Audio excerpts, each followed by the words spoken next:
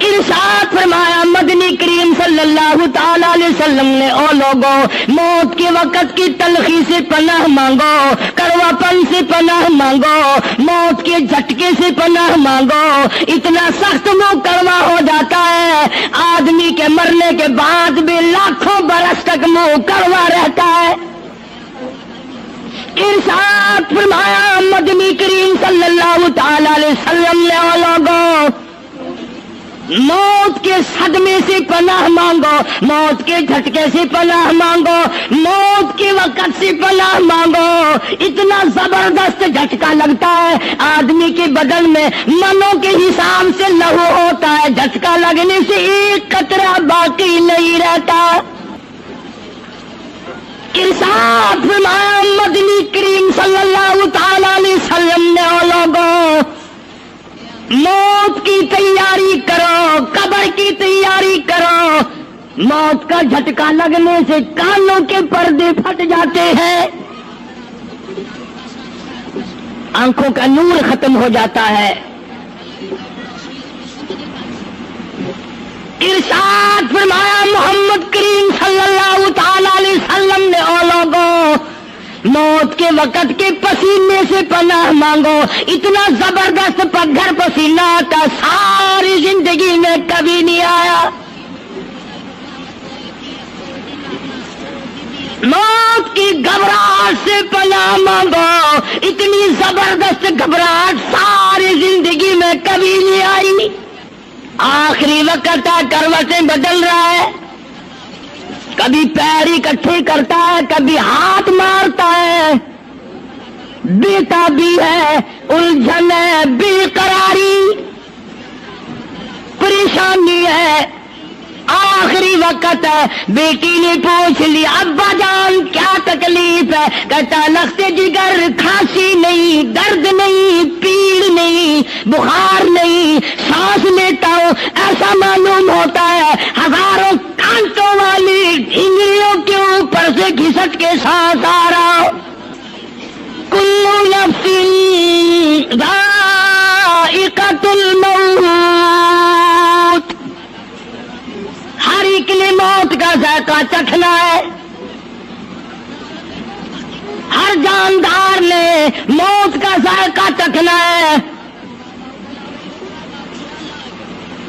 صحابہ کرام نے سوال کر دیا جناب محمد عربی صلی اللہ تعالی علیہ وسلم سے، کالی کملی والے آدمی کی جان کیسے نکلتی ہے؟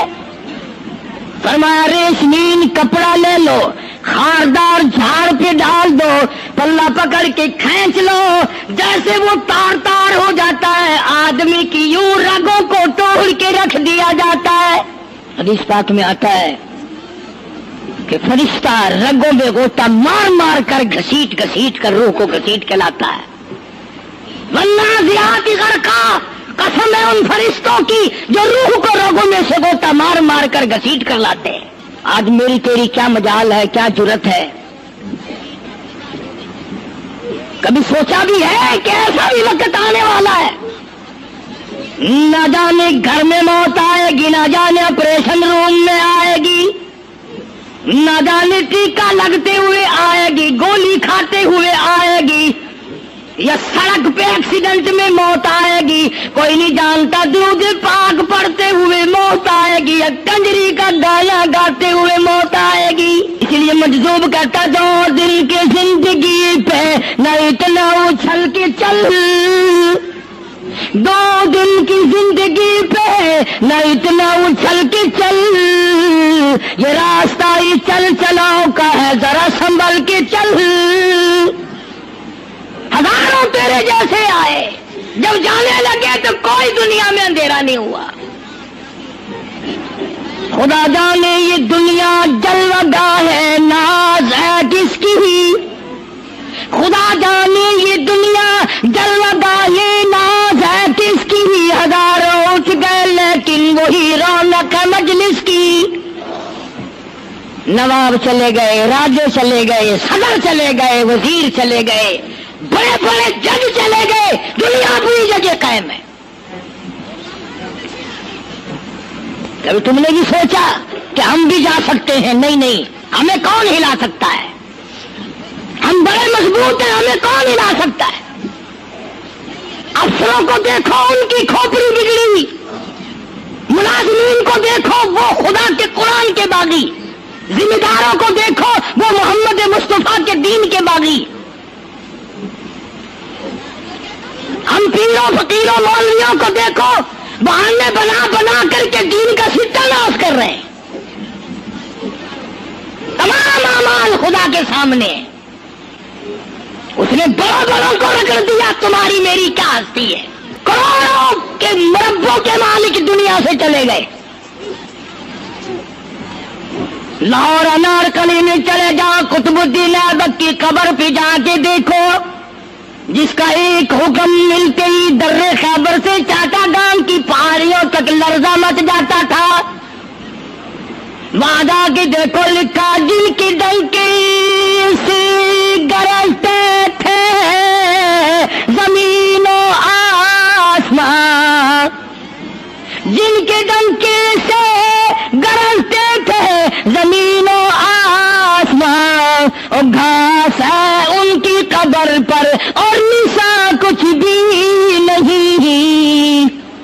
جھاڑ ہے ان کی قبر پر اور نشان کچھ بھی نہیں. بادشاہوں کی قبروں پہ جھاڑ کھڑے ہیں، بڑی بڑی رانیوں کی قبروں پہ جھاڑ کھڑے ہیں، بڑی بڑی ملکاؤں کی قبروں پہ درخت کھڑے ہیں. بڑی بڑی حسین آنکھوں کو کیڑوں نے کھا کے ختم کر دیا. ایسے ایسے لب سرخ، باریک پتلے لب کیڑوں نے کھا کے مکا دیے. اسی لیے قرآن کریم للکار کے کہتا ہے، فرمایا نفخ فی الصور فإذا هم من الأجداث إلى ربهم ينسلون. جب قیامت کا سور پھونکا جائے گا، ہر آدمی اپنی قبر سے نکلے گا، کہیں گے قالوا یا ویلنا من بعثنا من مرقدنا هذا ما وعد الرحمن وصدق المرسلون.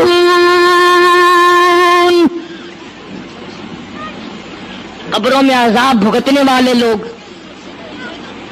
دردناک عذاب بھگتنے والے لوگ قیامت کا خوفناک منظر دیکھ کے کہیں گے الہی ہم سوئے ہوئے تھے، ہمیں کس نے جگا دیا.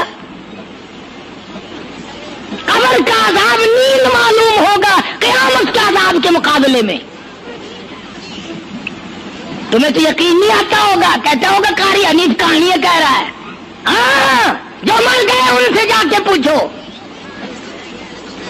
جاؤ قبرستان میں جا کے پوچھو تمہارا کیا حال ہے. جن کا مر جاتا ہے وہ اپنے مردے کو اٹھا کر قبرستان میں لے جاتے ہیں. قبر کھودی، پرانا مردے کی ہڈیاں نکل آئیں، ان ہڈیوں کو نکال کر باہر رکھا، گاڑا پکڑاتے، اینٹ دیتے، اپنی میت کو اتارتے، ان ہڈیوں پہ پیر آ گیا، اس کھوپڑی پہ پیر آ گیا جو پہلی قبر سے نکال کے رکھی تھی. کہتا اس میں سے آواز آئی، کھوپڑی میں سے کہتا کل پاؤ کاش ہے سر پر جو آ گیا، یکسر اس کو خانہ شکستہ سے چور تھا. اور جو کھوپڑی پیر کے نیچے آئی اس میں سے آواز آتی ہے ذرا راہ دیکھ کے چل اور بے خبر، کل میں بھی تیری طرح سرے پرغرور تھا. اور پیر کے نیچے چور چور کر دینے والے، کل اس کھوپڑی پہ بڑے اچھے اچھے دوپٹے اوڑے جاتے تھے، عطر کی مالش کی جاتی تھی، ہار ڈالے جاتے تھے، آج تیرے پیر کے نیچے آ کر میں چور چور ہو گیا ہوں، کل کو کسی کے پیر کے نیچے تو یوں ہی چور چور ہو جائے گا. میری تیری کیا ہستی کیا مجال. امام الانبیاء محبوب کبریا حضرت محمد مصطفیٰ صلی اللہ تعالی علیہ وسلم کی ذات اقدس ہے، مدینہ پاک ہے، آخری وقت ہے. جناب عائشہ صدیقہ رضی اللہ تعالیٰ عنہ فرماتی ہیں میرا جگر پھٹنے لگا جب میں نے حضور کو پسینے آتے دیکھے، میں نے حضرت کے چہرے پہ گھبراہٹ دیکھی، اور آپ نے فرمایا ایسا ٹھنڈے پانی کا پیالہ تو لا۔ میں دوڑی، ٹھنڈے پانی کا پیالہ لے آئی، اشارہ فرمایا یہاں رکھ دے، میں نے رکھ دیا۔ فرماتی یہاں دو گی میری پریشانی کی رحمت والا ہاتھ اس پیالے میں بھگو بھگو کر چہرے انور پہ ملنا شروع فرما دیا، چھینٹے مارنے شروع فرمائے۔ میں نے عرض کیا میرے آقا کیا ہوا؟ فرمایا ایسا موت بڑی گھبراہٹ والی ہے۔ جناب عائشہ صدیقہ رضی اللہ تعالیٰ عنہا فرماتی ہیں میں قریب بیٹھی تھی، فاطمہ الزہرا رضی اللہ تعالیٰ عنہا بھی قریب بیٹھی تھی، کسی نے دروازے پہ دستک دی، حل ادخلوک فی البیت، کیا میں گھر میں داخل ہو سکتا ہوں؟ مجھے گھر میں آنے کی اجازت ہے؟ جناب فاطمہ الزہرا رضی اللہ تعالیٰ عنہا جو پریشان بیٹھی تھی، فرمانے لگی وہ دیہاتی گوار کہیں کے میرے ابا بے ہوش ہے، تجھے اجازتوں کی پڑی ہے؟ سرکار کو تھوڑا سا ہوش آیا، فرمایا لخت جگر کسے بے ہوش کہتی ہو، کسے دیہاتی کہتی ہو، کسے گمار کہتی ہو؟ یہ تو وہ ہیں جو بچوں کو یتیم بنا دیں، یہ تو وہ ہیں جو دلہن کا سہاگ اجاڑ دے، یہ تو وہ ہیں جنہوں نے کوٹھیوں کو ویران کر دیا، بنگلوں کو ویران کر دیا، ملکوں کو ویران کر دیا۔ یہ تو تیرے ابا کا مقام ہے جو اجازت مانگی جا رہی ہے۔ لے آئے، اللہ پاک نے سلام بھیجا ہے، آپ کو بلایا ہے، میں تیار ہوں۔ روح مبارک قبض کرنے لگے، گھٹنوں کے قریب پہنچے، سرکار نے فرمایا او اسرائیل مجھے تکلیف ہو رہی ہے۔ فرمایا میری کیا مجال ہے؟ عرض کیا آقا میری کیا مجال ہے آپ کو تکلیف دوں؟ میری کیا جرت ہے میں آپ کو تکلیف پہنچاؤں؟ فرمایا تو تکلیف پہنچا نہیں رہا، اور مجھے اتنی تکلیف ہو رہی ہے تو ساری زندگی میں کبھی نہیں ہوئی۔ آج میری ایک تمنا ہے، میری ایک آرزو ہے، میری ایک حسرت ہے، میرے دل کا ایک جذبہ ہے، اور وہ یہ ہے تو مجھے تکلیف نہیں دے رہا، اور مجھے اتنی تکلیف ہے ساری زندگی میں کبھی نہیں ہوئی۔ امت کے جن لوگوں کا دکھ دے گا ان کا کیا حال بنے گا؟ میری تمنا ہے ساری امت کو جو دکھ دینے ہیں وہ آج میں محمد رسول اللہ کی چھاتی پہ ختم کر لے، وہ ساری تکلیف مجھے پہنچا لے۔ آؤ امتیوں، نبی کی وفا دیکھ اور اپنی جفا دیکھ۔ تجھے اس نبی کی شکل سے پیار نہیں، تجھے اس نبی کی نورانی داڑھی سے پیار نہیں، تجھے اس نبی کے لباس سے پیار نہیں۔ جناب عائشہ صدیقہ رضی اللہ تعالیٰ عنہا فرماتی ہیں آواز پست ہوتی چلی گئی، ہمارا جگر پھٹتا چلا گیا، بالکل آواز بند ہو گئی، لب حرکت کرتے تھے۔ میں نے کان لگایا تو یہ آواز تھی ربی حبلی امتی، ربی حبلی امتی، مولا میری امت کو معاف کر دے، مولا میری امت کو معاف کر دے۔ امت کا حال تو دیکھو، نمازوں کی پرواہ نہیں، روزے کی پرواہ نہیں، قرآن مجید کی پرواہ نہیں، محمد عربی صلی اللہ علیہ وسلم کے لائے ہوا دین کی پرواہ نہیں۔ ان بچوں کو تو نہیں دمکا سکتا کوئی بھی۔ کیا کر رہا ہوں کہ آپ اور میں کب وہ وقت آئے گا اور کب ہم سوچیں گے کہ ہماری زندگی کے لمحات آ کر ختم ہو جانے والے ہیں۔ ایک دن بہت آ کر یہ سارا کھیل بگاڑ دے گی۔ اسی کو مجذوب کرتا کہ آنے والی کس ٹالی جائے گی، اور جان ٹھہری جانے والی جائے گی، رو रूह रग रग से निकाली जाएगी, तुझ पे एक दिन खाक डाली जाएगी। تو دوستو امید کرتا ہوں کہ آپ کو اس ویڈیو اور اس تقریر کے ذریعے سے کچھ نہ کچھ دینی معلومات حاصل ہوئی ہوگی، موت کی یاد آئی ہوگی، آپ موت کی تیاری کرنے کی فکر کریں گے اور پورے امت مسلمہ کے لیے دعا کریں گے۔